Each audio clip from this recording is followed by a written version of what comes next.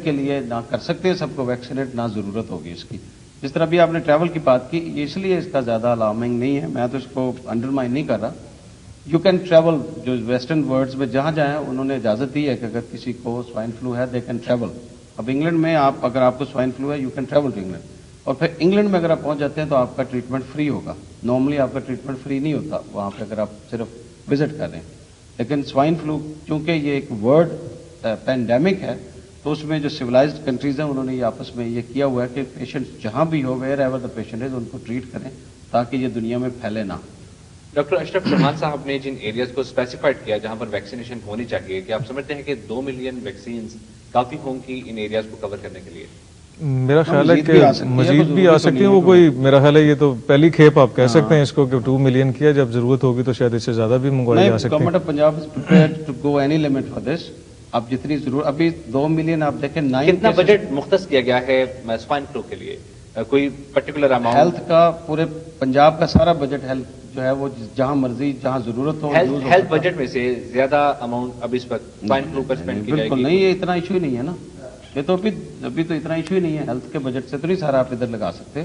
अभी 2 मिलियन है, जब आपके केसेस सिर्फ 9 या 10 या 20 हैं या 100 केसेस हैं, तो अगर जरूरत पड़ेगी तो वो इमीडिएटली आ जाएगी। वो तो ओवरनाइट भी मंगवाई जा सकती है, उसका कौन सा इशू है? ओवरनाइट मंगवाई जा सकती है, लेकिन अभी तक मंगवाई नहीं गई।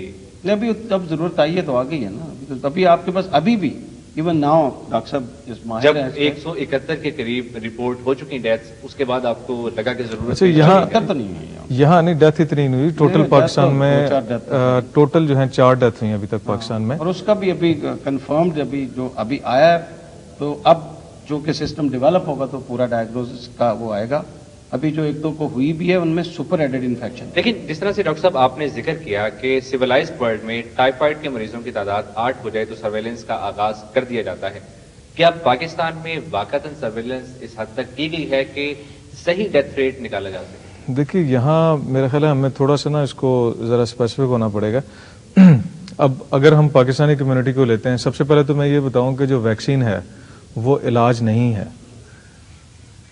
जो लोग इलाज मतलब ये कि वैक्सीन है प्रोफिलैक्टिक, और प्रोफिलैक्टिक के लिए हमेशा आप सिलेक्ट करते हैं कि कौन सा ग्रुप होगा जिसको आपने प्रोफिलैक्सिस देना है। और ये भी आप ध्यान में रखें कि जब आप डोज लगा देते हैं वैक्सीन की तो 10 से 15 दिन के बाद इम्यूनिटी आती है।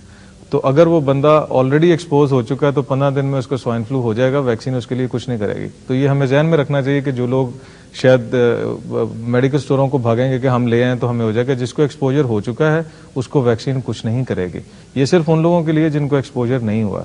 जिसको भी एक्सपोजर होगा then you have to go for the treatment. एक हकीकत है कि डायग्नोज करने से पहले आप वैक्सीनेशन नहीं दे सकते। ये तो एक तरीकाकार है जो कि इख्तियार किया जाता है वैक्सीनेशन। और दूसरा सर्वेलेंस की आपने बात की है, तो ये मेरे ख्याल में हमें अवाम को भी बताना चाहिए आपके प्रोग्राम के थ्रू भी कि जो बजट एलोकेशन होता है, जो रिसोर्स एलोकेशन होता है, वो मैग्नीट्यूड ऑफ द डिजीज के हिसाब से होता है।